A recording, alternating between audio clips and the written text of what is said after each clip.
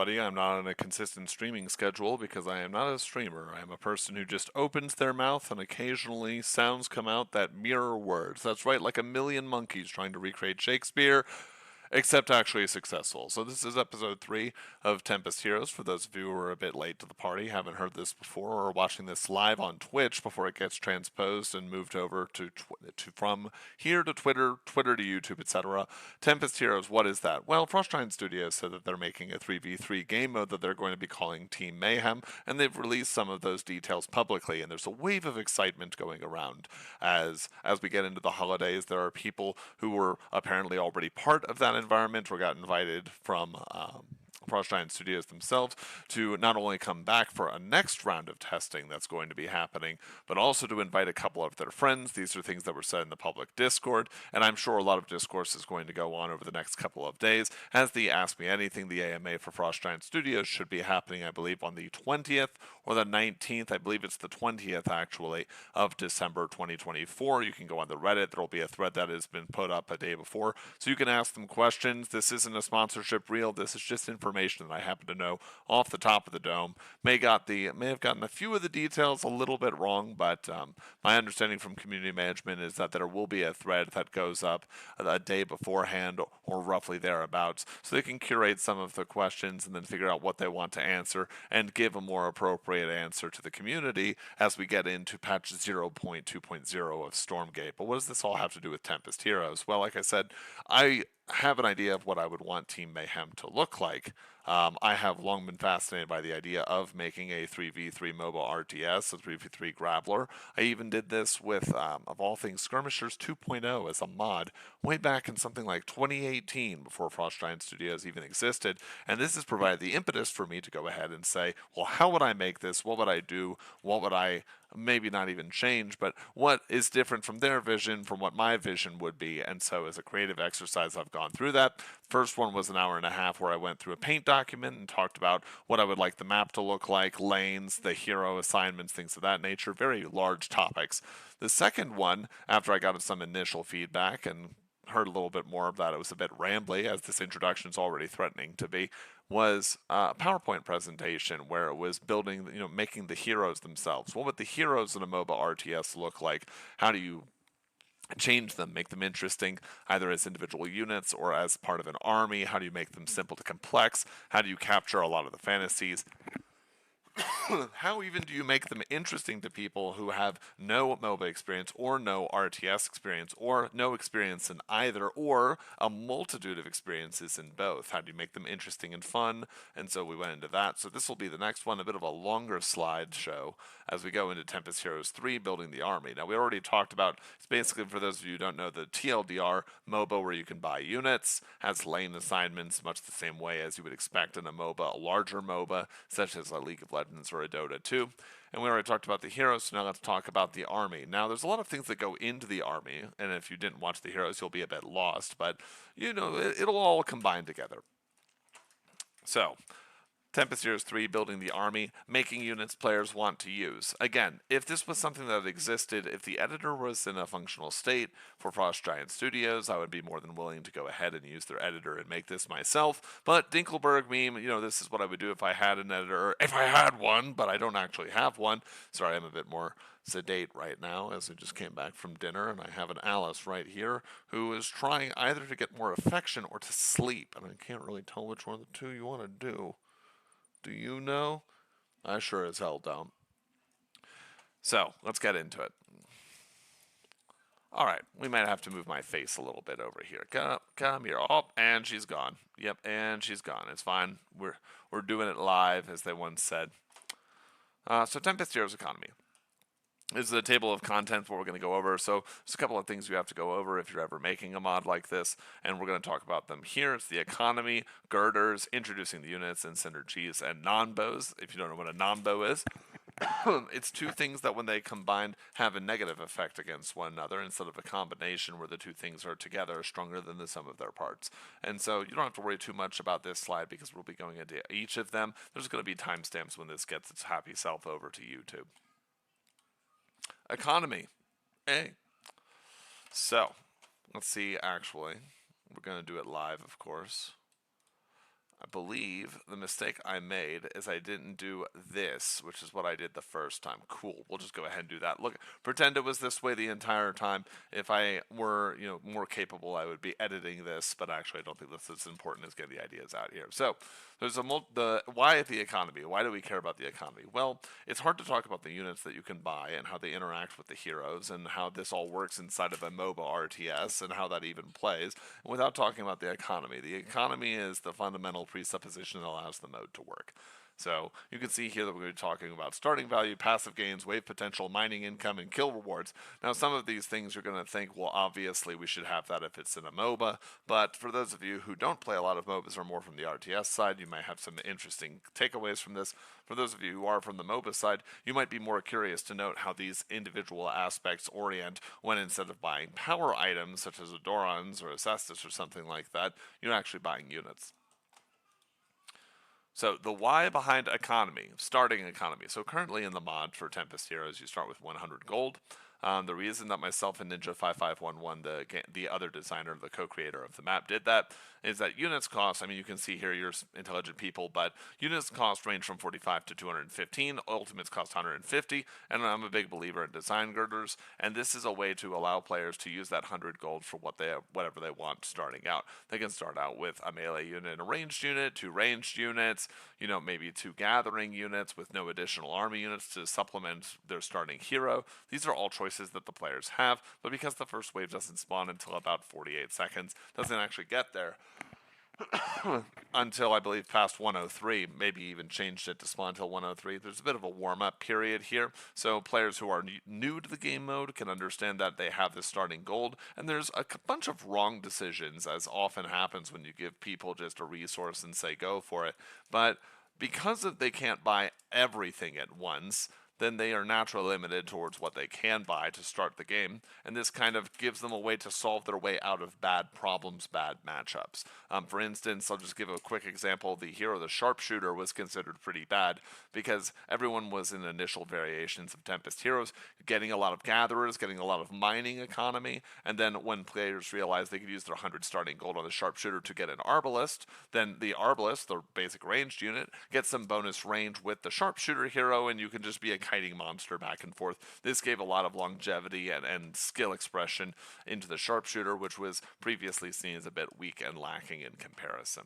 Obviously, you can see here it's a tool for skill expression, extends the replay potential, not only the replay of not the replay as in you watch the game again, but it extends the replay potential as in, oh, maybe I want to start with this hero, but in this set of matchups, in this set of 3v3, in this lane assignment, I want A, but in this overall matchup, when they have this on their enemy team, I want to have B. Now do I start with A or do I start with B? Actually, maybe there's a C option that could work for me. Maybe I can sorry about that. Maybe maybe I don't have all of the economy that I actually need right away to do this.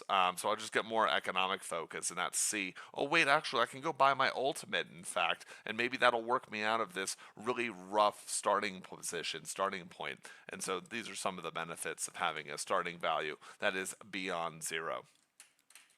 So the why behind economy passive. So as before, we're going to explain what the starting values are. So there's a passive gold generation. Gold is kind of like Luminite. It is very similar for all intents and purposes. Again, if you're to translate this to what I would want to see inside of Frost Giant Studios Stormgate, then we would understand that gold in this example, in my home game from Little War Game, would actually become Luminite. And so what we have are passive gains. Starting 1 minute and 3 seconds into the game, so that you don't have economy and you immediately have to spend it and figure out what to do with it, and you don't know if you've never seen the mod before, etc. And it also gives you some time to talk to allies, because most people on the internet, something like the average person on the internet types 50 words a minute, like just the average person out there in the world. I'm pretty sure the average RTS player is incapable of typing under 90. So that's minute and 3 seconds is a lot of time. So there's a quirk of the Little Wargame editor where the passive gain value is different because of what has to be done for computers to make the wave control functions. If I were Frost Giant Studios and you liked this idea for adaptation, I would in fact not emphasize that. This just explains how Tempest Heroes works. I would try and get it the same for all players.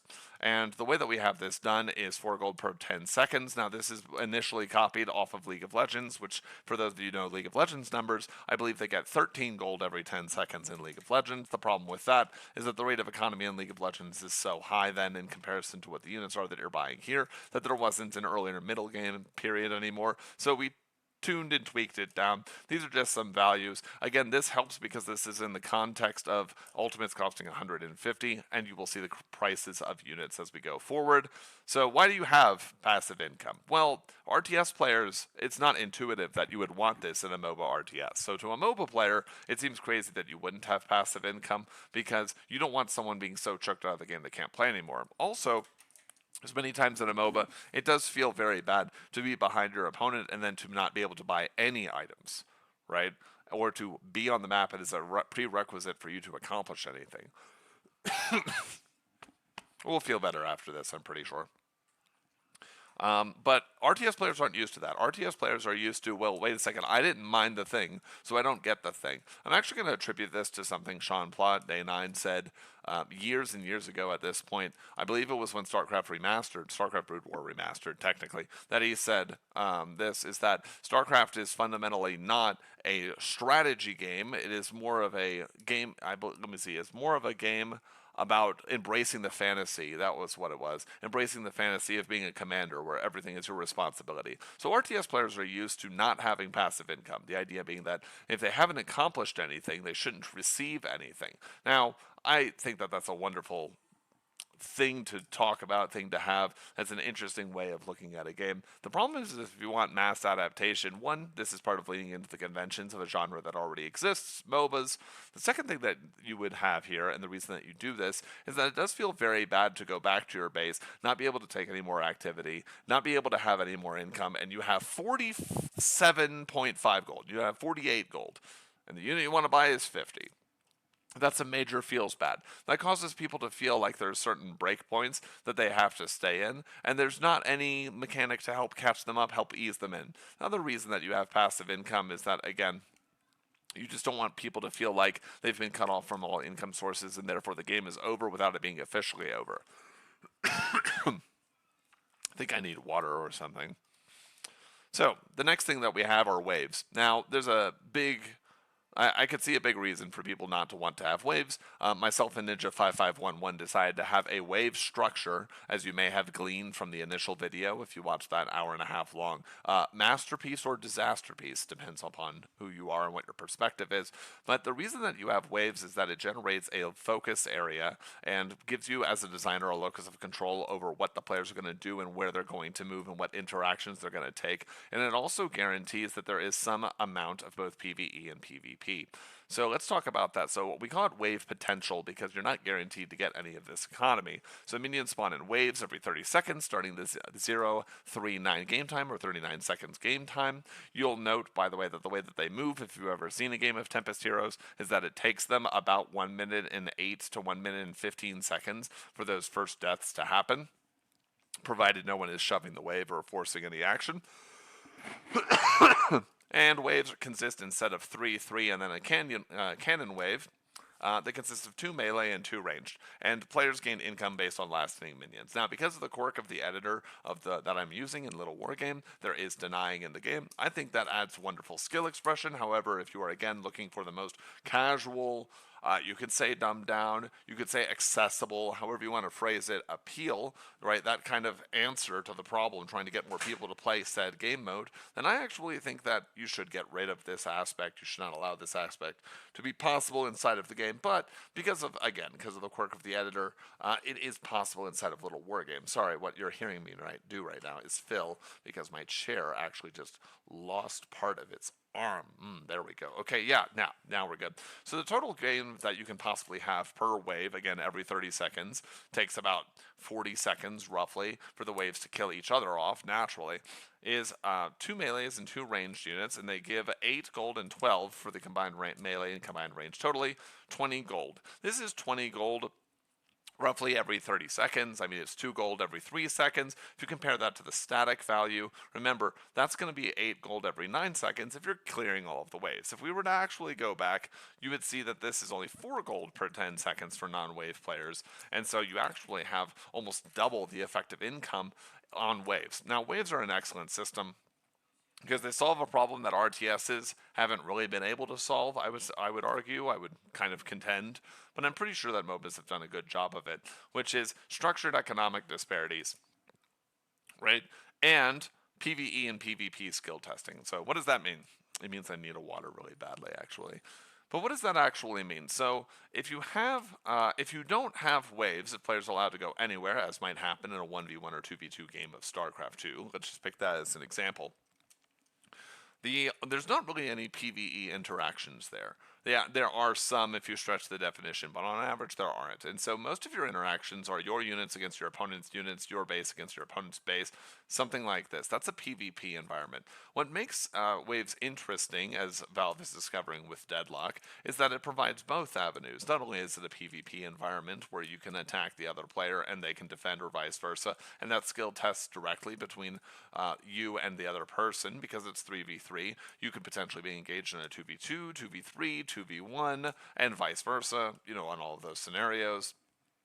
But one of the other benefits is that you have PvE interactions. Because these waves are not controllable units, they are units, but they're not controllable. You can't tell where they're going to move, how they're going to act, etc. They act in a predictable manner, but not something that you can give an order to and watch it accomplish.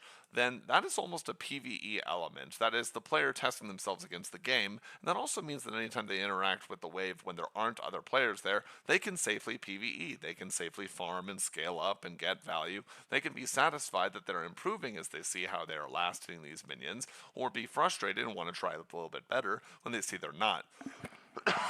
This helps make sure that the player feels like they're doing something, even if what they're doing would be considered macro. It is more micromanagement as macro, which is something I think MOBAs have done to great success that RTS games could learn from. When I talk about enabling structured economic disparities, what I mean by that is this: there needs to be some way. This is something RTS games struggle with as well, especially when there's differing levels of skill between the players involved.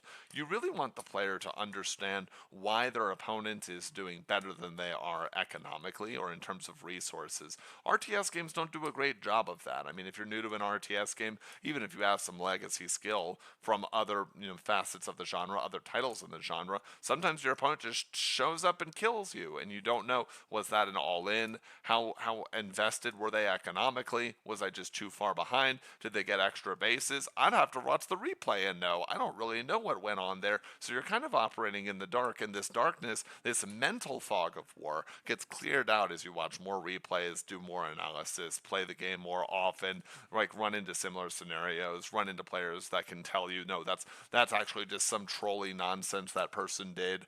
Here's what the real build, that real variation looks like. Here's how you stop that and clown on it.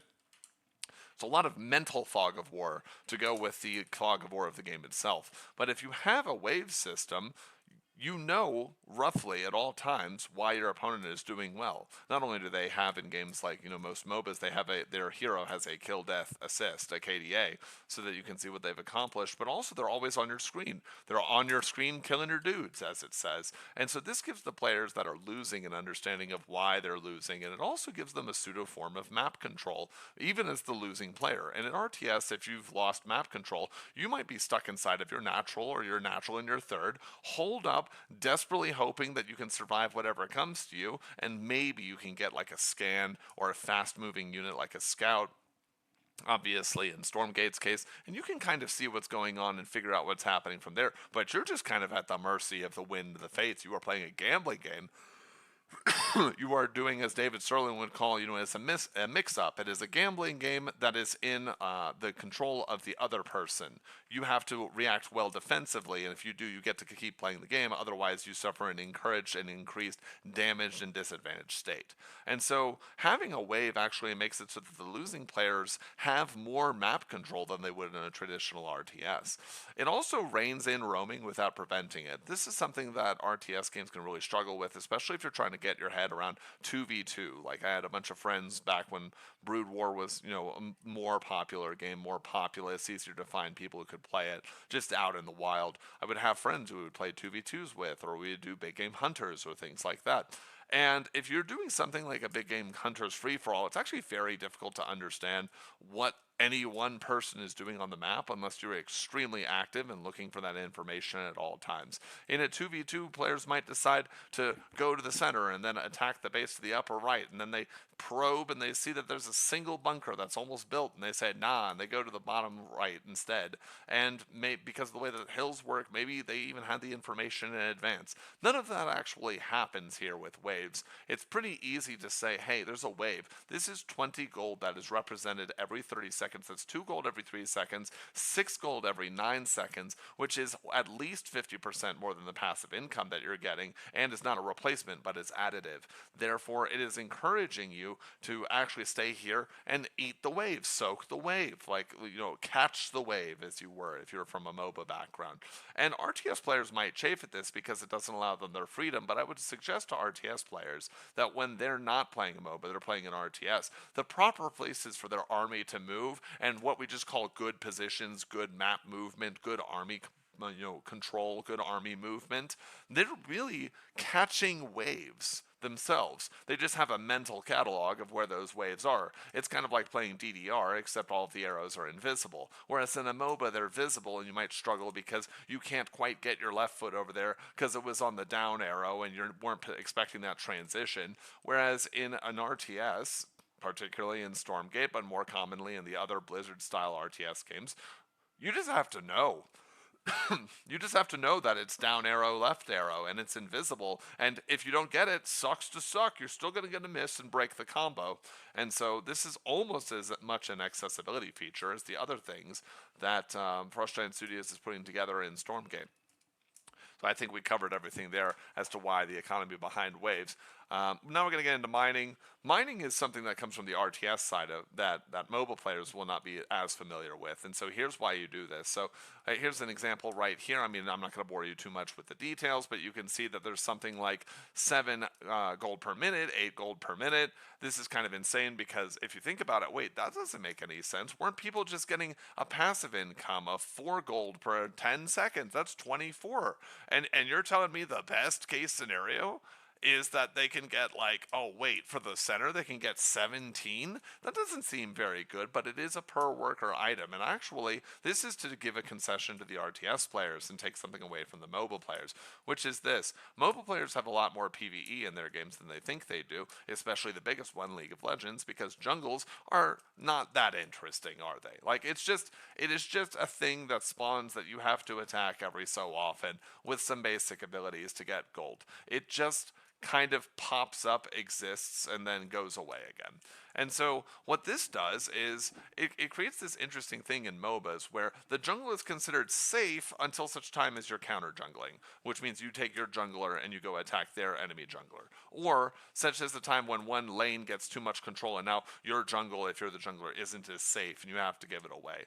But really what forces people to go into the jungle isn't the opportunity cost, the opportunity of, I can go gank somebody, I can do extra damage to them, I can surprise them from the fog of war, I can play an RPG. They're all playing a MOBA, but I'm playing an RPG, Diablo 3, right? Just going right for it.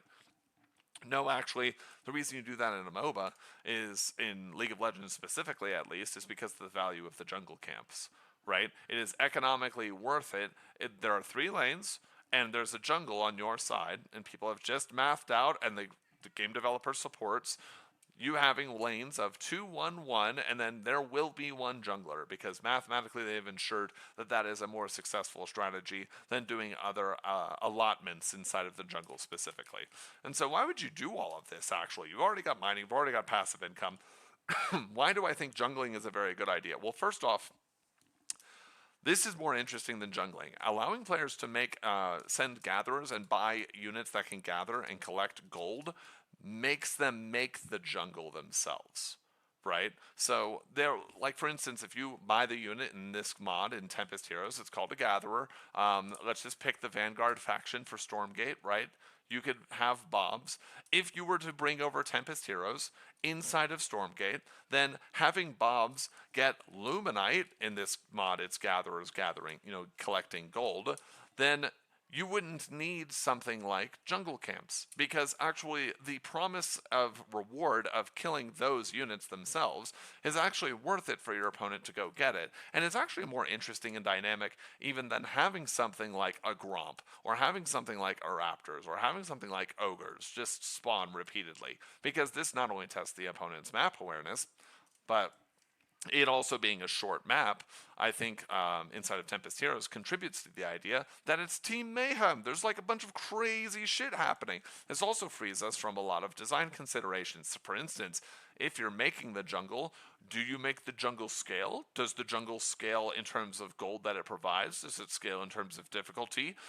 Is there any kind of like Pokemon style, evolution of the camps themselves every time that you clear them? How about the buffs? This is an open question inside of Stormgate right now in the 1v1 mode for the camps. Do the buffs get that much better? Are they worth more than the Luminite and Therium that they provide? Is it worth more to have the vision of the camp being captured and its passive benefits than actually claiming it in the first place? How do you make sure that it's not imbalanced to have this in this location or another location? Put it all together and tied it very nicely in Tempest Heroes. There are 4 gold mines on the map. One in the corner, very like covered by a tower for both teams, and they have much less gold. You can see here 6.38 to 7.14 gold per minute depending on spawn location and positioning. Then there are also gold mines in the center, and the gold mines in the center give double the value and are also a little bit closer. So you can see that they not only take as much, they don't take quite as much time to reach, they also give about double the income. So you can see that it's worth 14 to 17.14 gold per minute for all these gatherers to go collect this. And this means also, because the map in Tempest Heroes is a diamond, I've had people even say it looks like a Pokeball, very small looking map. That if your lane's going badly, just make sure that they're not collecting gold as well. You can harass them with your hero and get back and catch the lane pretty easily. This also, for RTS players, feels more like macro, and not and like strategic. It feels more strategic than tactical. Now let me explain what that means. So strategy is like the broader picture of an environment. Tactics is what you do to accomplish success in a known strategic environment. So being able to go ahead and select workers, a gatherer, and go to these gold mines feels like you're making a deliberate trade-off between having some level of army unit and then some level of economic focus, right? It depends on who your hero is, what your team needs, how safe you are, how much danger you're putting up, how much lane pressure you're activating. I think all of these things are very interesting. It's one of the reasons we put in mining, and it really gives that RTS feel, and the repeated generation of these units, such as the Gatherer, just ticks something. It just like turns up the dopamine inside of RTS players. They're like, oh yeah, the game is really, oh, dopamine, I made a worker, oh shit, okay, well, wait a minute. And we go back here, nailed, yes, dopamine, nailed that worker creation cycle. Kills. One of the only, oh, hi Chibi, how's it going? One of the only reasons in the Tempest Heroes MOBA-RTS mod that I'm generating that I would love Frost Giant Studios to take a look at, take inspiration from, etc., is kills. Now, I don't like comeback mechanics generally. I actually think that a lot of the way that comeback mechanics are structured in most MOBAs are very heavy-handed and are emphasizing the idea that new players don't get crushed too quickly and also can't leverage their abilities with the current skill they have. So you just lead to these 40-minute fuckfests that suck and last forever, and I don't really like that. I don't think that's enjoyable. But that said, if you don't have any comeback mechanic, then the winning team not only wins, they win automatically in a way that's soul-crushing. And if we look at the difference between casual and competitive mindset, between casual and core player divides, yeah, the core player base, the competitive player base doesn't mind that. More casual players absolutely hate getting wrecked in 10 minutes or whatever the case may be. So we put in some kill rewards. Now, this is actually a soft comeback mechanic, even though it will seem like it is a positive feedback loop of the winner winning more and more and more. So let's get into that. So there's There's a nexus, and then on both sides of the map there are 2 towers for both teams. Each one of those gives 60 gold whenever they're killed. Keep these numbers in mind. They don't really matter in a vacuum. They only matter in relationship to what they can buy. So I'll just give you a couple of numbers here. I believe off the top of my head, the Arbalest is fit like a basic archer is 55 gold. A giant protector that slams his fist down and smashes shit is like 150 gold. And so the 60 gold puts in perspective what you're getting. It's for the individual who makes the kill. That is a limitation of the Little War Game editor, and so we didn't work around trying to do something such as everyone on the team gets 20 gold in a 3-player game or something like this. It certainly could be done. It would be a little bit jankier. I like people actually getting more when they're the one who accomplishes some facet of the game, makes something happen, because it allows people to carry, and people love the ability to carry for reasons I talked about in that first video. Hour and a half long, I won't get into the whole thing, but basically, people like carrying, people like having their ability to carry be visible, noticeable, and something that they can like emphasize to their teammates, like, I'm the fucking best, just so you know, all of you suck, I'm the reason we didn't lose, get it? Every time that you kill a hero, you get 50 gold regardless of the level of the hero. This is an idea that's brought over from League of Legends, the idea being that early kills should snowball the game, allow you to get more items, in this case more units, have more economic focus, you already have a lot of soft and intangible benefits from killing the enemy hero. You can move on the map, you can dogpile other heroes, you can force winning trades in other lanes, you can go harass their workers, etc. But giving you a little bit of gold so that it's a flat amount early and late means that if you're winning super hard, you don't actually get that much more the 12th time you kill that person who's playing that person who's playing sharpshooter and can't use any of the abilities because they've never used a keyboard before in their life. Yeah, the 12th time you kill them at the 15th minute, it doesn't matter that much actually. But the first time you do, it absolutely does, since you're super far ahead and allows you to turbo go forward. But also the reason that you have flat victories like this is that it allows the losing team, if they get these, to know that they get a benefit for killing them. I don't like things like shutdown gold. I want a game to end if it's going to end, and the map is so short, and the mod is not designed to have the depth to last for 40 minutes. So this is why there's not a shutdown gold or a comeback mechanic gold that I've talked about yet. Combat units, you do get gold back.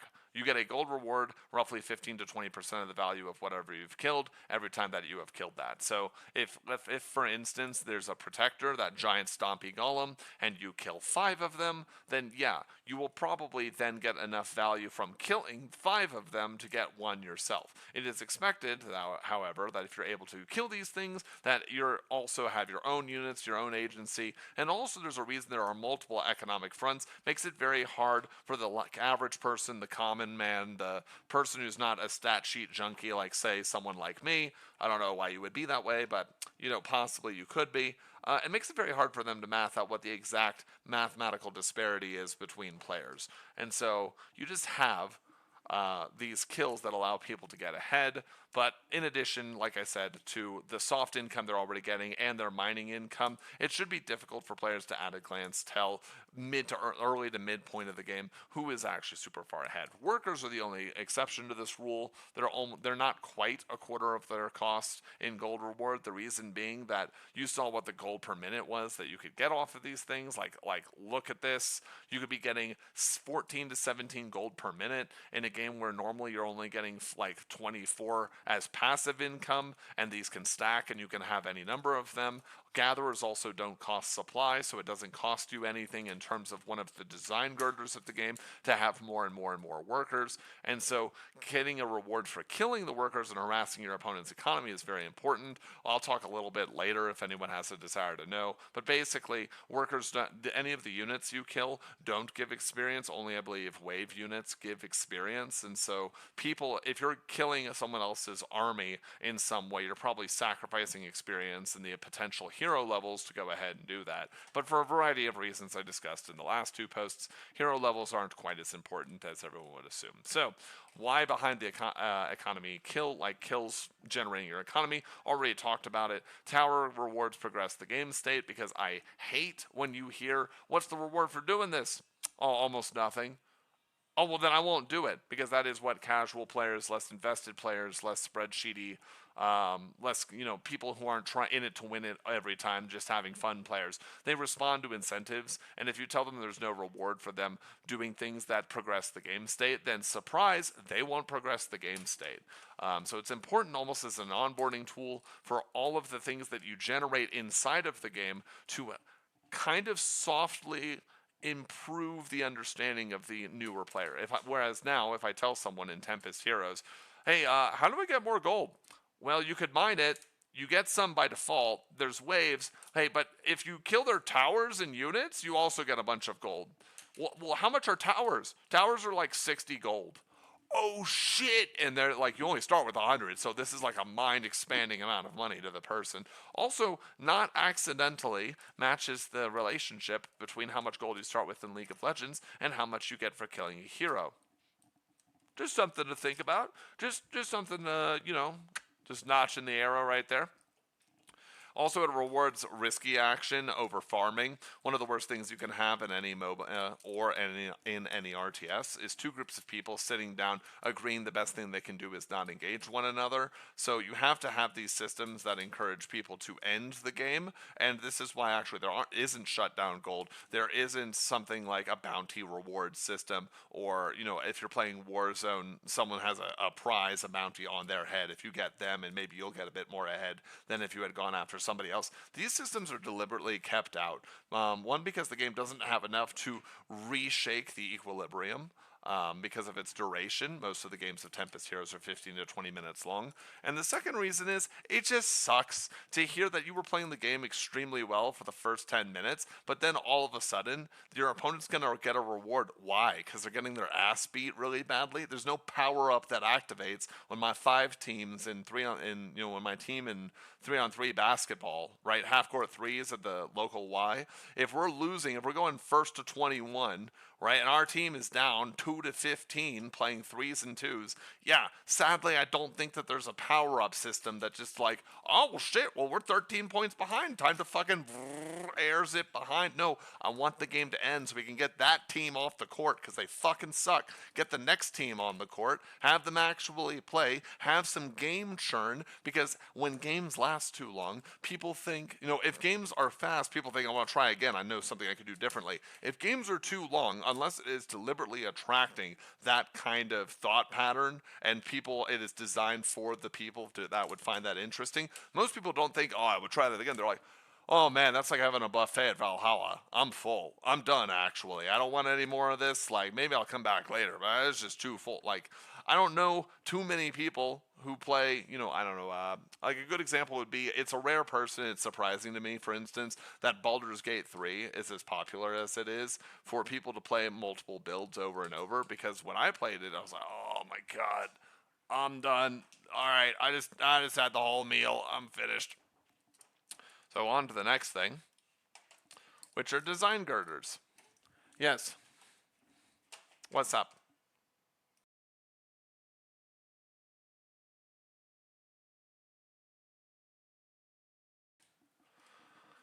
So on to the next thing I talk about all the time in games. I think it's super important. These are girders. And girders, for those of you who are not familiar with the idea, girders are systems that you put in place that allow the game to self-correct without you having to put your hands and fingers into every pie. So a good example, very easy, classic example, is the economy system in Counter-Strike. Yeah, the P90 is better than a shotgun. Oh, look at it. Hey, look at that. Corgis. There's a little butt, too. Okay, so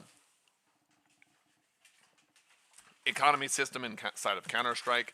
Why wouldn't you use the AK-47 all the time? Because you can't afford it all the time. That's why. That's an example of a girder system. It stops you from just doing the best thing all the time.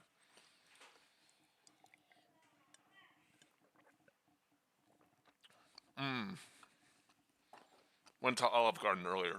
Excellent. Top tier. Chibi, I say you're in there. If you got anything you want to add or any questions, then go ahead and send it. I'm here for the questions being sent. So constraining systems include, so there's design girders, but that doesn't mean that having more of them is necessarily good. You have to find out which ones fit. Just like not all girders go in all construction sites, so too you don't bring all of your girders inside of all of your game systems because some of them clash with one another. So here are the systems that are included. So crypts and bars, this is a separate building where you can go ahead and buy units. All of the controllable units in the game can be bought inside the crypt or the bar. These are effectively the same, or these are exactly, in fact, functionally the same building. They just have different names because I'm really partial to what Dota 2 does, where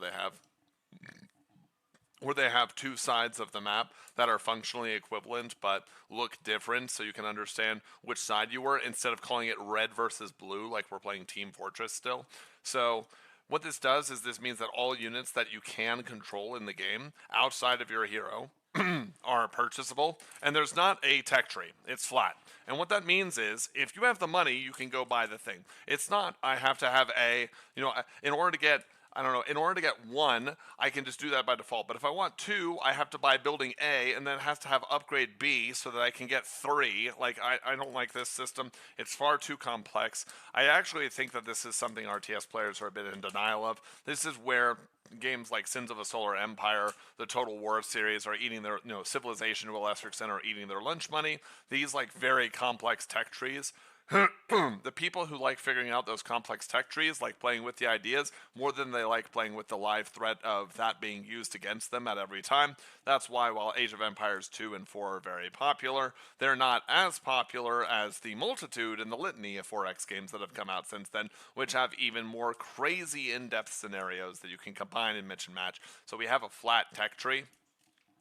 So the reason you have a flat tech trees are one of those design girders that normally stop you from having the best things all the time immediately. However, the reason it stops you from having the best things all the time immediately is that normally you just take that run down your opponent's throat, and if you have 2 of the best things and they have 0 of the best things, they immediately lose the game. Because we have wave systems and because the towers themselves are quite tanky and you have to get through them in order to damage the enemy nexus, and because of certain other facets in the game like the fountain equivalent that's in Tempest Heroes, right? All of these things make it so that just bum rushing the Nexus equivalent is actually not the best idea. You're missing a ton of levels, experience, etc. And so now that that space has been taken care of, we don't need to have a tech tree, and so having it be flat is actually good because it means that people can swap what they have at any time that they want to, provided that they can afford it. Also, important thing here as we drink.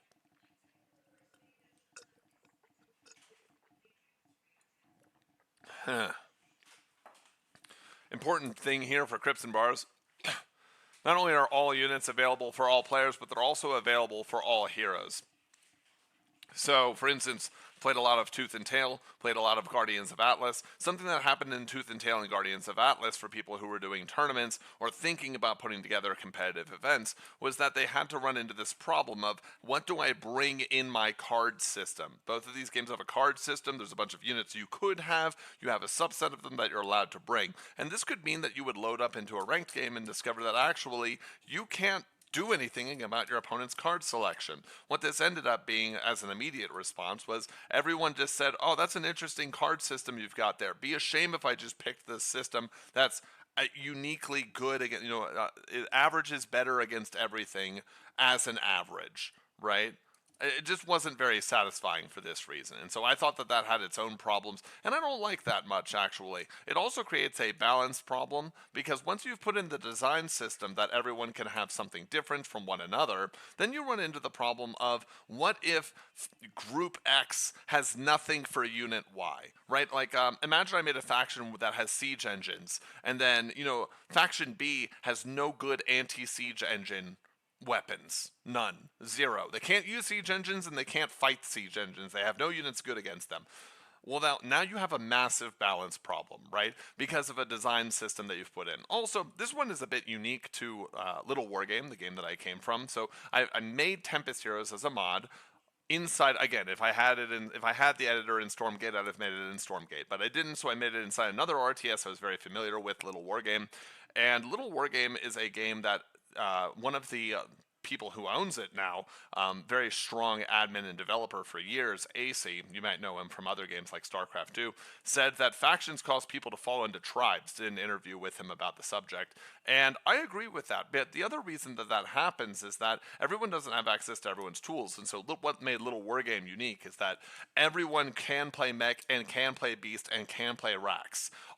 There's not multiple factions. There's just one gameplay race that can encapsulates all of these different options. And so I thought that was an interesting idea, something that has suited Little Wargame well. And when I was making a mod in Little Wargame's editor for, my ideas of what Stormgate could do, I thought this was a very interesting idea. So let's take that on. Let's eat that ethos, as it were. Two other ones, it won't take nearly as much time to explain because they're pretty obvious to both parties. Cost, a no-brainer. Things should cost different amounts. It's probably the most fundamental girder you can have. Hey, would you like the nuke? Well, the nuke costs 50 units. Well, would you like a foot soldier? It costs 1 unit. Well, then the answer to which one you want depends on what state of the game are you in, what does your economy look like, what does your opponent have, and what is the battlefield situation. Whereas if I just say, hey, they cost the same, you can have them anytime you want, obviously we know which one you're going to pick, right? And then supply, this is going to be a bit newer to the MOBA players who are watching Tempest Heroes or who come from that background. So the reason you have supply is that one of the things that makes RTSs hard for a lot of people, and this is something I think StarCraft 2 got right, which you won't hear me say too often, because while I think it's an excellent game, I disagree with a lot of the decisions that were made inside of it. But I think the people who made it knew what they were doing. So in StarCraft 2, or in most RTSs, you have this problem where there's a bunch of units on the screen and they have very different colors and shape profiles and actions and lines of battle, etc. And it's very hard to perceive what the fuck is happening inside of an RTS battle. I mean, one of the things that StarCraft 2 got so right is that the time to action, like the time to kill, is so fast, so much DPS density, units moving so quickly, big explosions everywhere, that it's almost like watching a really well animated anime that's actually adapted from a shitty light novel. It's like, my god, it's beautiful. I don't know what the fuck is happening, but it's beautiful. I love it. And you're almost like getting the endorphins of like, hey, something cool is happening on screen. But if you don't have that StarCraft 2 level style, go, go, go, go, go, go, go, go, it's actually hard to see who's winning or who's doing much of anything inside of an RTS. Like, have you ever tried just casually watching Company of Heroes? Now, I know a bunch of people are going to be like, actually, Company of Heroes is very discernible. And it's like, no. Okay, but for those of you who aren't from Company of Heroes, just go watch a game of Company of Heroes, right? And just watch how you don't know who's winning at any point. Because, yeah, there's explosions, but, like, what's dying? Who owns the stuff? Where do I even look? Like, it's just a usability nightmare. Adding supply to units makes it so that, oh, we know how many units there are on screen. My mind can kind of perceive that small number of units on screen. I can have an infinite number of gatherers, but they're just in a line to a gold mine going back and forth. That's perfectly fine. And then, oh my gosh, that's a siege engine, and you can only have like 5 of them, and look, they're like this big on the screen. Well, I know that's an important unit because you can only have 5 of them. And so the reason you have supply is it makes it more understandable. Here's another reason that RTS players won't think of, because they'll think this is a joke and not something to worry about, but I have seen with my own eyes people I know are intelligent, know are capable gamers, and it's as follows. MOBA players and just players outside the RTS space, they have no concept of RTS unit control. Drag select, foreign concept. Control groups, inconceivable. Like not even Monty Python and the Holy Grail, but like Dread Pirate Roberts, inconceivable. I don't think you know what that word means. The idea that you could just have a group that moves multiple units and you can like splinter them out in a way. And so actually, the more units that are on the screen, the more impossible the task looks, right? It's like how I've seen people look at some of the really good players in ITG when I'm there at an arcade. Like, if they're not playing rhythm games, they'll just be like, nope. Could never do that in my entire life, and they just go on about their day. It just doesn't even perceive. It's not even something they could perceive. It's something that they could do. And so we deliberately made the decision. And again, all these things are suggestions that I would love to see adapted inside of Team Mayhem, one way or another. Again, if we lived in like my God Emperor of Mankind of Design Kingdom, would love to see. I think that you have to have a small number of units, and they have to be very visible on the screen so that people who don't come from the RTS space their minds can like cohere around the army size, especially in a 3v3 environment, right? You're asking them to do something that'll take up a lot of cognitive load and power, but it's not beyond them, and it's not what they imagine is beyond their ability to perceive. The other reason you do this is you don't want the opposite. Trust me, like you don't want that. Anyways, systems that were excluded. These are things we did not put in. Terrible idea. Absolutely not going to happen. So these are systems that I put inside that are not included. Again, not all design girders are good. The purpose of a girder is to make sure that things don't go off the rails. But sometimes you do want the game to go off the rails in a specific way because that's where the fun gets generated. Also, too many rules just doesn't make it a game anymore, does it? It makes it your 9-to-5 reality. And so here are some of the systems that myself and Ninja5511 excluded from Tempest Heroes. And again, all of this goes back to what I would love to see in Team Mayhem, especially, as it's going up and towards its own vision and version up ahead of, I believe they said it's going to release in 1.0. That's the goal. Anyways, so I dislike card selection. I already expressed this. I don't much like this idea side of things like I already said Guardians of Atlas. I didn't like this. It's one of the few parts of the game that I thought was actually quite bad. And I didn't like this inside of Tooth and Tail, though I understood why it happened, because its design goal was to be a more simplified, console-friendly RTS. Mage Wars Academy is a board game that also has card selection. And it basically says you've got a bunch of options. You're not allowed to use all of the options. I want to note that this is kind of the same thing that happens in, I don't know, something like Pokemon VGC. It's fundamentally doing the same thing as a limited card selection. You can only bring 6 Pokemon with you, 4 active and then 2 on the bench. But like I said here, the Human Special is this idea that you can have like multiple factions units and multiple upgrades that appear at the same time. It's kind of core to Little War Games identity. I'm using that game's editor to make this. It's the game that I've known probably even played the most at this point in my life. So I just decided, no, that's a great idea. We're going to go ahead and use that. And it falls into AC's quote again, factions make people fall into tribes. Hero restriction. So here's the thing. I've talked to some people. I do trust their opinion. I do think they're intelligent people. And I've heard compelling arguments for why you shouldn't have only one of these things per team. And what I mean by that is, if you watch the video that I made about the different heroes, let's say that you discover, I don't know, that the mage is really good, and you're like, what's better than the mage? More of the mage, actually. We want more of the 3 of the mages at a time. And most games put it in a system where they say you're only allowed one of those either on your team or in the game as a whole. Now, there's only 6 heroes in Tempest Heroes. We're not going to do that. Another reason is not only the number of heroes is a reason to do that, but I also don't like that because, you're basically telling on yourself that you're offloading the QA of your game to the player base. I do think at a certain level of complexity, you're not even expected to catch most of the the broken interactions.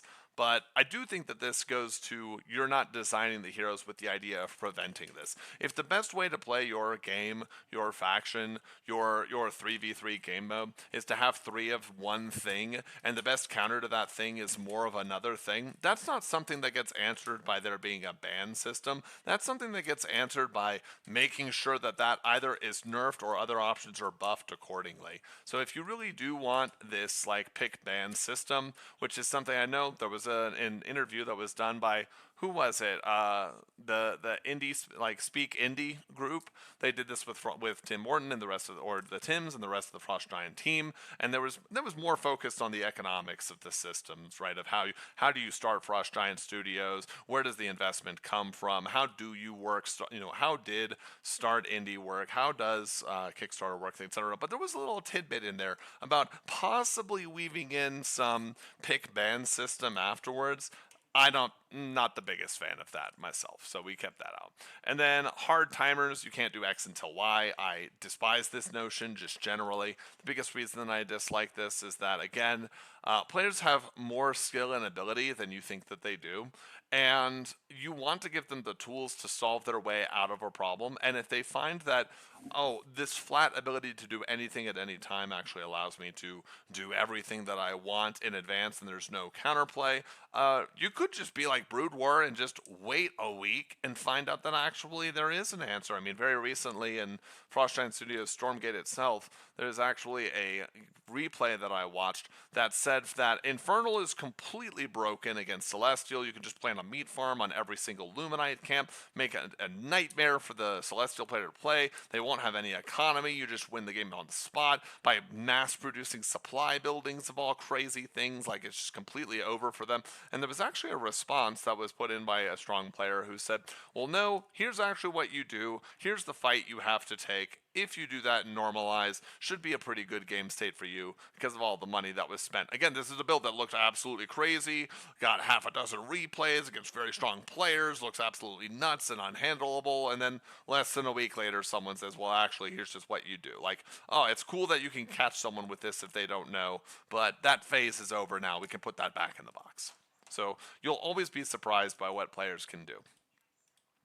And then Undecided, again, I don't like pick ban system, but the thing is, there's multiple reasons to like it and dislike it. So I think there, on one side of me, pick ban is a failure of design. On the plus side, this makes it so that if you do have 30 heroes, you can actually stop everything from going off the rails and allow the players to self-mitigate and self-manage to some respect. All you have to keep track of then, if you're a developer or a mod maker, is how much is the pick, what is the pick ban rate?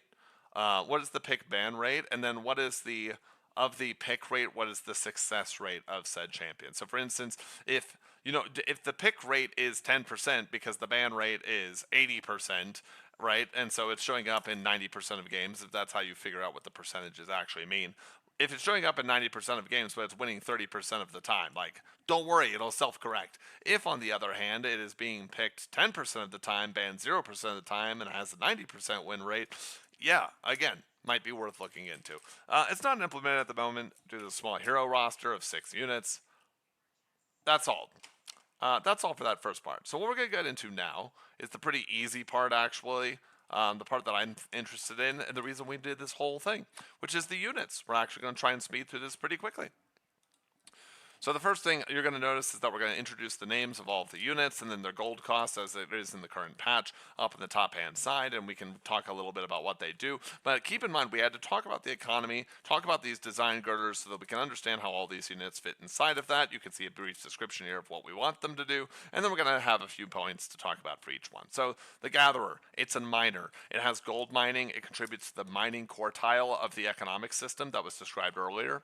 And it creates a dynamic jungle, which we already talked about, and adds economic choice to the game, which allows the RTS players to feel like they're expressing their strategic muscle as opposed to being very good at the tactical aspect of the game.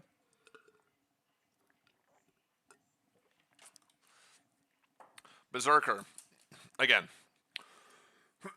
gold value is subject to change, but a frontline fighter lives for battles. So this thing's ability is that it gains a small amount of all the relevant stats every time that it takes damage. So it gains bonus damage, attack speed, movement speed, and a brief amount of hit point regeneration. And the idea was to make a fun basic unit that rewards brain.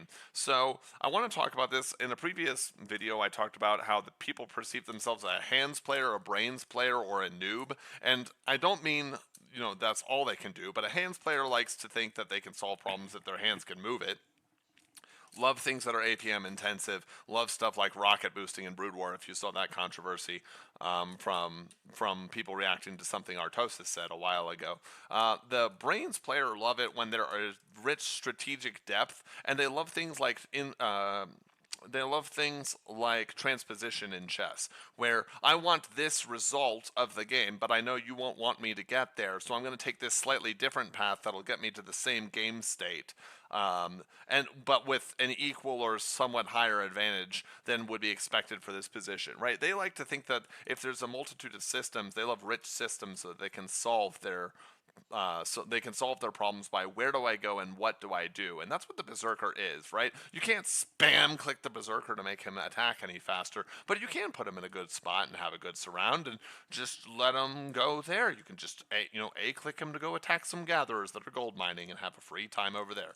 The problem is it's very hard for the Berserker. One of the biggest challenges we had to overcome was we wanted all of the units to feel good and responsive, but it's very difficult to make a unit that feels good and responsive that's melee without it being overpowered, because then you want to nerf it, but then it's a middling melee unit. And the reason that's a problem is, think about how I described the team.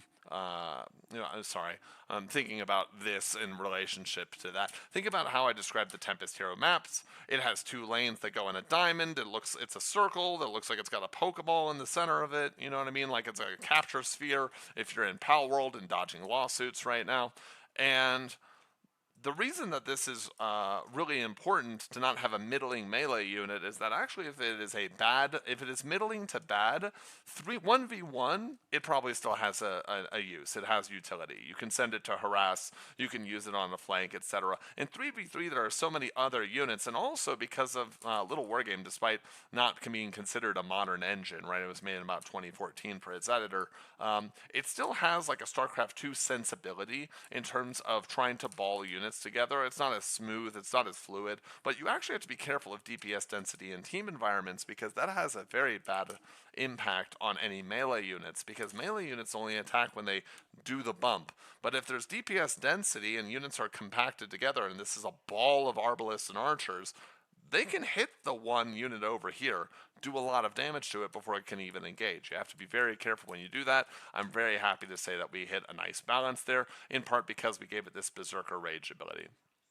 Arbalest, yes, I know in Arbalest, this would be like naming a unit a gun or naming it crossbow, but I think it's really cool. So yeah, the descriptions you're reading, by the way, are from the tooltips in the mod itself. Ranged combat unit responsive firing pattern, so it has no capabilities. It has no passive that it generates, nothing like that. All it is a short range, and I mean range 3. A tower has range 5, an archer has range 3, just to like mentally put that in your head, right? Just to put that in your head. So it's a pretty short range unit that just has 0 weapon delay anytime it attacks. And what that means is when you A-click and you click, when you left-click a unit to damage it, bam, shot fired immediately. It's going to travel. Once it gets there, though, it's going to heat seek right to the unit, deal the damage. It's very satisfying to use, right? Very effective unit as well. So this rewards hands, but there's a problem, and I might even do a separate video. I'll try and make it a short one on the challenges that face brains, hands, and noob players. But basically, the problem you have with designing a unit for hands players is that you're not as handsy as the hands player is, right? You'll know this if you've ever done any balance for something, or you've ever discussed balance with someone who is a professional player, in the sense that they get paid or have received financial compensation for how skilled they were in said game, beyond it being like a charity or something like that. Right? You're actually not capable of mentally modeling how fast those players are, how accurate they are, and how aggressive they can be, and how far they can push those mechanical advantages. And so the big design challenge here was avoiding mono composition, because it's not a composition if I just throw blue paint. Like, a painting is not a painting if I just throw blue paint on a wall and make sure that it's all shaded so it's the exact perfectly similar tone, depth, weight, everything of baby blue, right? And so the Arbalest is a basic fun to use hands unit, had that challenge. We had a couple of things that we decided on. We thought about making it feel a little bit worse, having a longer delay, have to be stopped while you were doing it. We just found the easiest solution in the world. We just reduced some of its range. And so we didn't lower its speed, right? It's one of the slower moving units, but one of the best things that we did was we just made its range a little bit worse. And guess what? We did that, and we made it more responsive on firing, so it lost some of its acceleration. It regained the ability to have 0 weapon delay on attack, so as soon as you give the attack command, it actually launches the projectile. And all of this stuff, and people loved it. They loved it even though it was nerfed in range, because it was just fun to use. And this is what hands players want. They want something that tracks to their intuitive flow of what this unit does for them and what their skill can express in other games. They want to be able to express in this game. Next one is Siege Engine. Ooh, the Siege Engine had some problems going with it. So Let's go ahead and explain. So, anti-mechanical weapon that crumples towers. It has a couple of things going for it. So it has minimum. So as with most Blizzard style, even Age of Empires style siege weapons, it has a minimum range and it has more maximum range than pretty much anything else in the game, right? And so we did a couple of things to figure out how do we make this fun. We played around with, does it do bonus damage versus buildings? Does it not? Does it do a lot of flat damage and then only a little bit of extra damage? How big is its area of effect? Played around a lot with it, but the biggest ability that we gave it is we nerfed a lot of the damage on it, because it turns out, one, just having more range than a tower and being able to fire upon it with impunity, especially when you have constant reinforcements through these waves, is already a very desirable trait, right? And also, it chunks through armor pretty well because its number value, it's big, and we have StarCraft-style number values where if I deal 12 damage and you have 10 armor, you only take 2 damage, right? So that's very, very good. And the next thing we did was we gave it the Crush ability. It lost like 2/3 of its damage for the Crush ability. Auto attacks reduce movement speed for 2.5 seconds. So this thing fires in a radius, and when the rock lands on that thing for 2.5 seconds, that unit loses, on average, somewhere between, let me see, unit speeds are 3 and 4, somewhere between 40 to 50% of its movement speed for 2.5 seconds. That effect does not stack. And so this actually solves the mono composition problem we were running into. So the problem with siege engines is that normally if you have enough siege engines, they just start like overlap. This happens in 1v1 Little War Game too, and I suspect you could see it happen in other RTSs, where if you have one, that's a big bonus to your army, but maybe it needs a lot of supplementary units. If you have 20, then it doesn't even matter if you're countering the right thing, because all the shots just go and they just so much surface area of these units that there's so many of them, they physically block up the area that is the minimum range requirement. And now the best protection is another one. What's the best thing to go with my 101st catapult in Little War Game? My 102nd catapult in Little War Game. So Crush actually gave us the Crush ability, gave us the ability to remove that because we could take away a lot of the damage, and now it provides good usage against towers. It can be strong against waves, but it struggles when it's outside of waves. It struggles when it is being attacked and surrounded by nearby enemies, and a lot of its focus and utility is in its utility, in the Crush ability that lowers its movement speed of units that strikes. And because that ability doesn't stack, actually having 10 catapults, 10 siege engines, isn't that much better than having 2 or 3. And so now it's just become a very balanced part of a healthy, balanced army breakfast, as it were. And so, like I said here with the design goals, originally dealt more damage with greater minimum range. It didn't work as it kicks the endgame composition question instead of answering. And so what I mean by that is this. Originally, it had these units values won't mean anything unless you actually get inside of Little War Game. But you can, you're also, if you're watching this, you're a smart person. You can like visualize what I'm saying. Your brain, massive. Your income, passive, right? When you need to take a shit, no laxative. Anyways, maybe that's a bit personal, but what I mean is this: the minimum range used to be 2, and it got nerfed, or it got buffed rather. So instead of needing 2 range between 2 things in order for the thing to fire its minimum distance and do attack damage, when it did so much damage, we even thought about increasing the minimum range. But that actually just meant that the game eventually doesn't just become mass siege engine against siege engine. It's just a question as to whether or not you can get there before your opponent. It was not a very satisfying unit to go ahead and create. Courtesy to shout out to Dragon Archer Z for figuring that one out. And so what we ended up doing instead was just saying, what if we just take this and we cut it down to this, and then we give it some other utility or function or raison d'etre, right, beyond this nonsense, and it can end up working. And that's exactly what happened. People immediately stopped massing siege engines, but it didn't stop them from creating siege engines, because it turns out its slight bonus damage to mechanical was very, very good.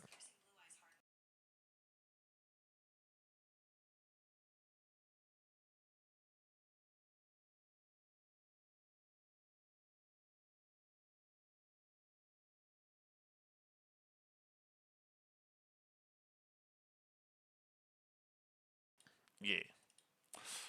So, night night. So that was the siege engine. Now here's the Cleric. Now this might be crazy. So one of our design goals, I mean, you know what a Cleric does in any game, right? Supportive spellcaster, high heals, low damage, HEALS, heals, before anyone just like crawls up my ass about that. And its abilities is that it does a small passive amount of healing around it using a no mana cost ability. Then it has a big mana cost ability that goes huge heals. Now here's the problem. The design challenge of making any supportive unit is that you have to make the supportive unit justify its inclusion over having more of the DPS, right? Because why would I want something that synergizes with my army? Like, I have more things that kill your army.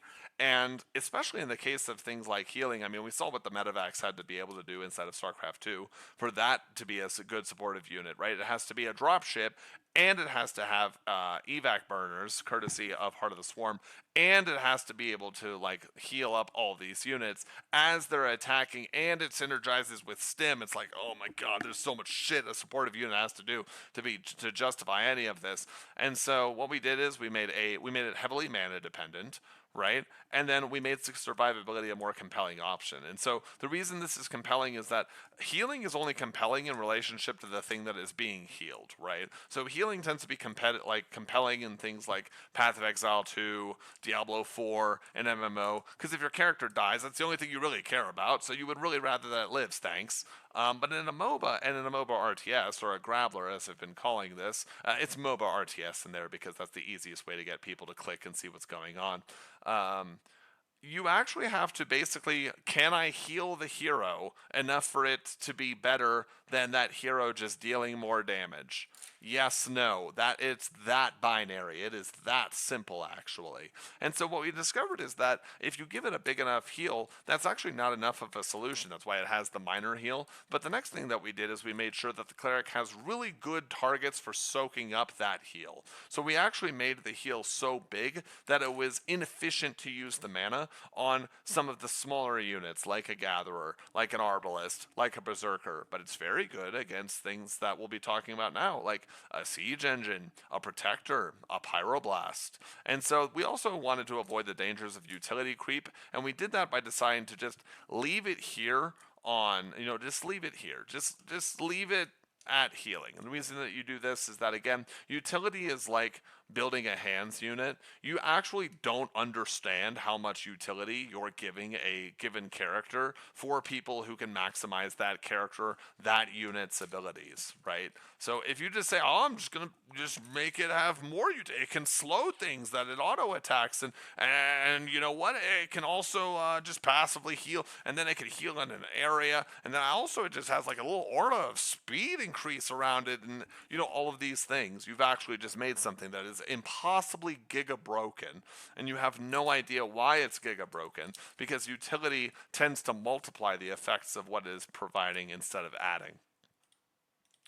Pyroclast, most expensive of the units. Don't worry, we've only got a couple left. I'm pretty good at getting these to an hour and a half at this point. So it is an anti-army firebrand that gains charges by attacking. So it's a fairly slow unit, and it does AoE damage, and it warms up and increases the speed of its attacks as it attacks, and it also gains mana. It can then expend that mana to regain some of these charges of these stacks. So here's the thing, right? Here's the biggest problem. I talked about how we made the Berserkers feel good. We talked about how we made the Arbalests feel good, right? We talked about how we made heroes not as strong, don't scale as hard. How do you make sure that anyone wants to buy any other unit than Arbalests and Berserkers? And we actually had that problem for a little while because, I mean, they feel good, they're low cost, they get you some immediate value, there's more of the unit, so you have more surround potential, more aggro potential, more space to work with here.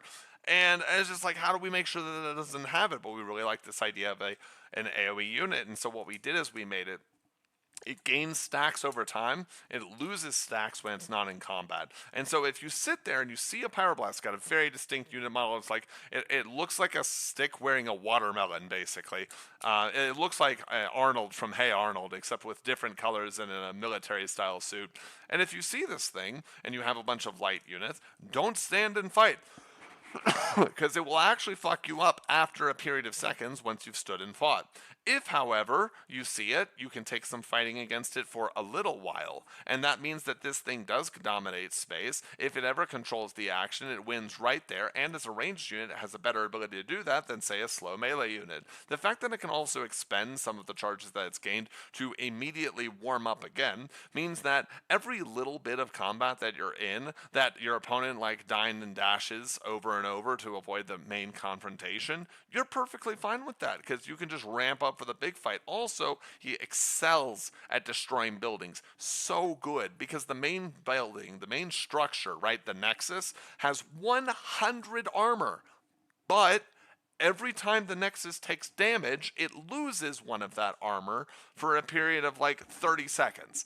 And this thing, by doing AoE damage, every time it channels its AoE, is proccing the damage on the Nexus over and over. So if it ever stands and delivers on a tower, stands and delivers on your Nexus, you're in big trouble. And especially if it stands and delivers on the next unit over here. Now, it does have some weaknesses, because I told you, you can kite against it. It actually is a pretty good anti-army unit, but it's not good against getting surrounded or against individual targets. The counter to these is not more of these, right? Because they're a pretty slow unit and they actually have middling range. They can be dealt with pretty nicely by siege engines. You can see how these relationships are working out. The biggest thing I want to talk about here that I didn't cover already is creating a high gold cost unit that has counterplay without invalidating it. It's very easy to say, I know what would make this giga broken, and then put a lot of money into it, and players just say, but why would I do that when that is easier to control, does 90% of the thing I want it to do, has some unintended upsides, and I don't have to worry, panic about that one unit as much. And so we figured that out as we're in the process here of working over on the Pyroclast. So I was very happy that we were able to do that. Last unit that I'm going to talk about, is it the last unit? Yeah, it is. Okay, the Protector. Last unit. There we go. Gonna get to about an hour and 30 minutes because I seemingly can't make videos of any other length. An armored golem. It's just an armored golem. Everyone loves Gen 3 Pokemon, right? This is just a Reggie.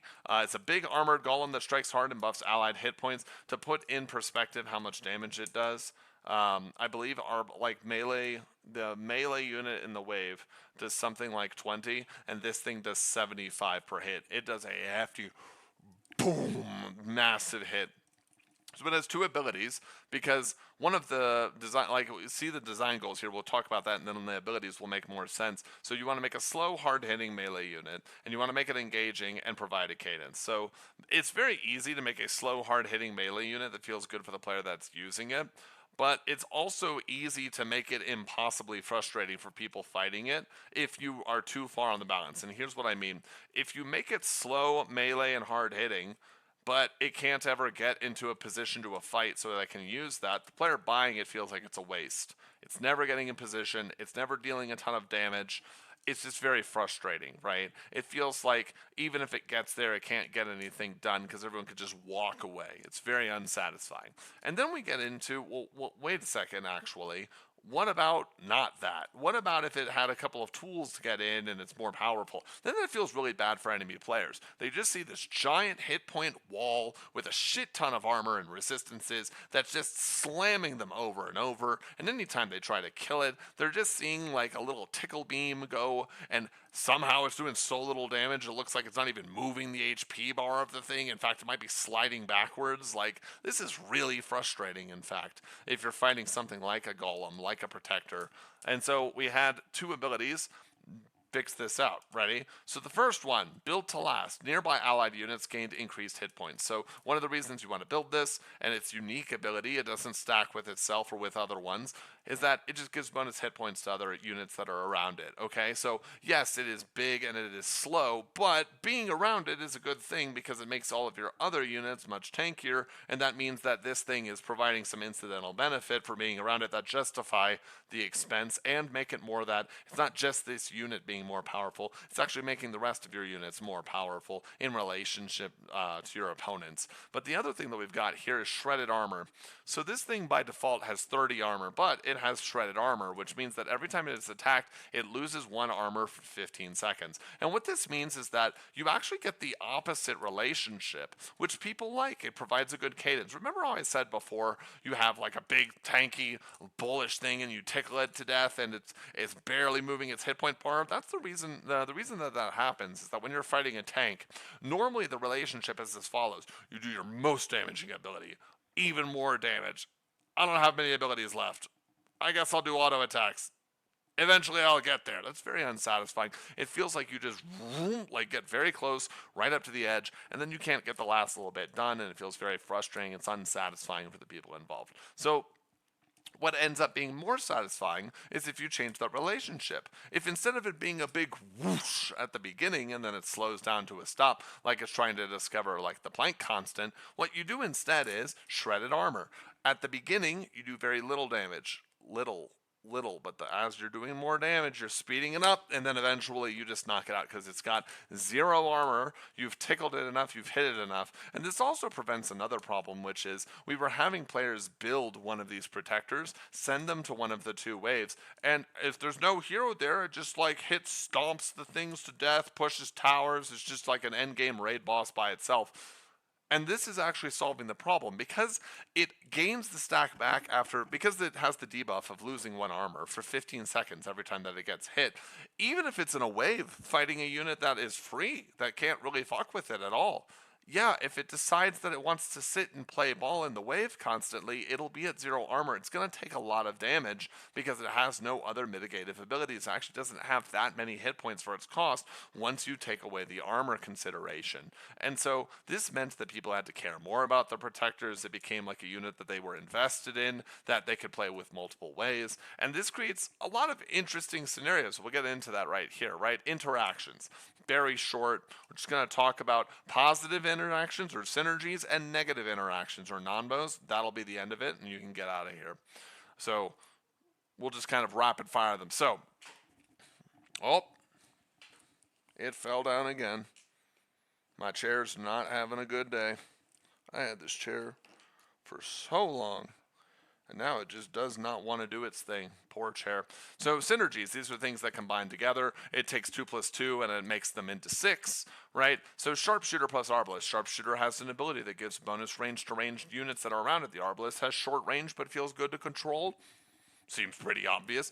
The Mage plus the Pyroclast. The Pyroclast actually expends and gains mana charges.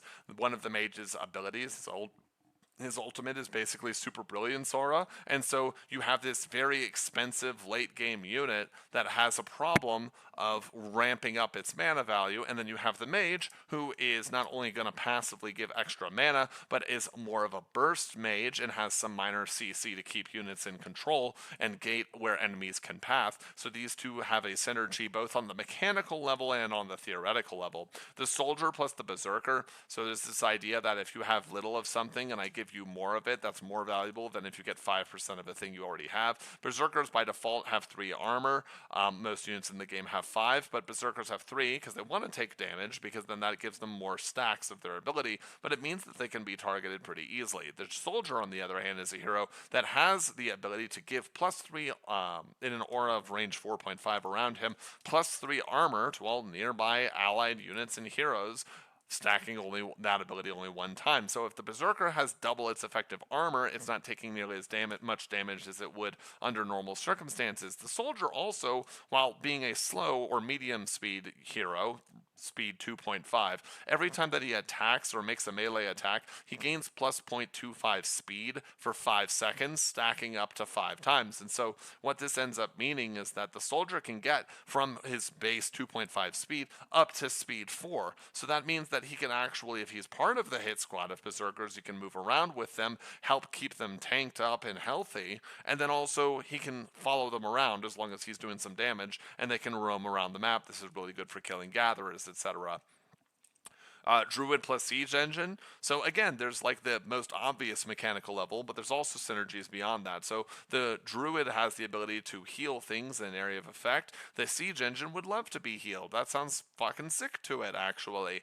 But the other thing too is that the Siege Engine is pretty good at dealing damage at range, pretty bad at getting surrounded, and the center of the Druid's heal ability stuns enemies that are inside of it, so he can potentially heal the siege engines and stun them. This druid also appreciates, because he has no escape ability of his own, he really appreciates that the siege engines can actually slow enemy units that are struck by the siege engines, so he himself has more time to move and reposition. And so there's this mechanical and flavorful interaction between the two that goes very well together. Let's just talk about some combinations between units themselves. Cleric and Protector, it's just Regigigas from Pokemon. It's actually more like Slack Off from Pokemon, because you have this thing that after it loses its armor can get banged down very quickly, but even if it stays out of combat for 15 seconds, it doesn't have great natural health regen. Yeah, it's very tanky, but if it's only at 3/4 of its health, it's lost 1/4 of its tanking potential. And the Cleric can just say, nope, super heal, boom, and it's just ready to go again.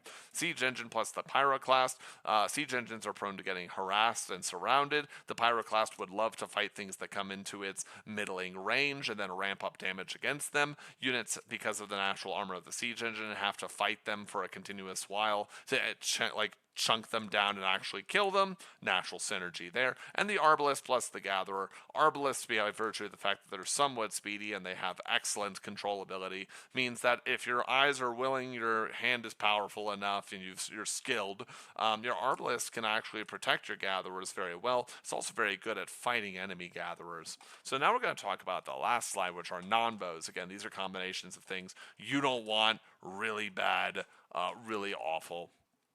So, hero combinations. Do you want a druid to go with your cleric? Not really, because the druid can already heal itself. The cleric only provides the utility of healing, which steps onto the druid's domain. They don't actually cover each other's weaknesses in terms of CC, and actually, for all their healing, they're still quite prone to getting exploded by enemy army units. And so this is actually a non-bow, even though it would seem like I'm making the most superior support cast, as you're actually not.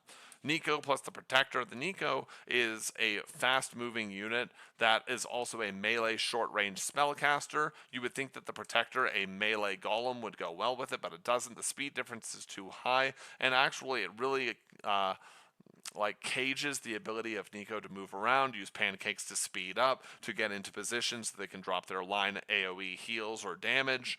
And the Protector's not really a good recipient of any of those, actually. And so, even though it seems good in theory, they're competing with each other for space. It's not very good. Speaking of competing melee spacing, the Oathbroken plus the Berserkers, you would think that the Oathbroken's ability to deal some damage over time to units it's attacking and its natural lifesteal would go well with Berserkers, who basically seem like mini Oathbrokens. But that's the problem. They are mini Oathbrokens in many ways, and they're all melee units and melee interactions, and so there's only so much physical space you can get over a single enemy. Like, this isn't going to kill an enemy Protector easily. This isn't going to kill something like an enemy soldier hero very easily. Anything super tanky, and especially anything like Arbalists that are ranged, is going to go very badly for the Oathbroken and Berserkers, even though in Paper Wonderland it sounds excellent. In reality, it ends up not being so.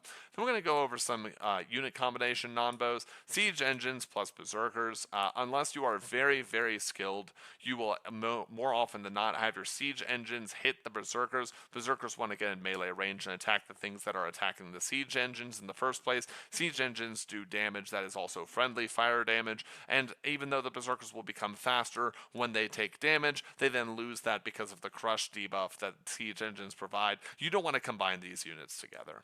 And then the Protector and the Pyroclast. So you have something that can just, stomps the ground, and the Pyroclast stomps whatever's there. But until they get to their final destination, they're not actually going to kill anything, because you could just walk away. And then the Cleric and the Gatherer. Again, the Cleric has got a really massive heal on a single target. Not very good against something that has low hit points, even though you might, in theory, Wonderland say, well, actually, I would love my Gatherers to be topped off and not killed, because of the gold reward they provide. I'll get some Clerics to heal them and make sure that they're safe. And it ends up not working out that way because of how much mana it takes to use the Cleric's heal and how long it takes for that to gather, and the fact that you're just wasting the heal most of the time. Now, I didn't get into into any slides past this, but why do you care? Why do you want Nonbos and Synergies, both between heroes and units, but also between units and other units themselves? It's because it creates build diversity. It creates also a way for you to make good synergies, because, for instance, like, let's go to a good synergy over here. So the Sharpshooter plus the Arbalest bonus range seems pretty good, but we talked, or let's see, the Mage and the Pyroclast seems pretty good, but is Mage Pyroclast Protector bad? No, actually, that seems pretty good because it covers a lot of the weaknesses of the mage itself. Even though the two units together don't go well, the mage is the tying factor, does make it go very well. But those two units don't go well together with, for instance, the soldier, because they don't really benefit from the extra armor the soldier provides, and they're competing in a similar range space and would really appreciate some CC. And so in this way, Tempest Heroes was designed, and I hope that Team Mayhem is designed, where if you engage in this fantasy of allowing all heroes to use all units, you can still have the ability for not all units to benefit all heroes to an equal extent, even if there is a most potent or powerful combination for a group. I have seen people whose RTS and MOBA credentials I can vouch for outside of my home game say that there's actually a lot more depth to even the small number of units and small number of heroes. After all, we've got something like 7 units over here and 6 heroes, and that's more than enough for the metagame to not fully be figured out by people who, listen, if if any of the names you've heard in this stream make any sense to you, then yeah, I suspect you would trust those people to find out if something is broken, and they have yet to. So with that, I see there's a couple people on the stream. I'm going to go ahead and kill this so that we can go ahead and upload it, unless they've got any questions right now. And unless that one viewer I'm seeing is secretly 1 million viewers, in which case, pretty sure I'm just going to be forcibly compelled to be here. But right now, it is linguistically accurate to say that I have 1 viewers, though I do appreciate the person that is here. And we're going to go ahead and send this off over to YouTube as I'm getting to 129, 27, 28, 29, 30. Yeah, I think that's good enough now. We're actually just going to cut it here. And yeah, just to wrap it up, I would really like to see some of these units, some of these thoughts, and some of these implementations in Team Mayhem. That is, after all, the impetus for this entire video series. If you've been following around for the last 4.5 hours, don't worry. This is the last time I have something like a PowerPoint. The next one is just going to be streams, videos, and replays showing what gameplay looks like in this, and why I might want something that looks like that to be in Team Mayhem.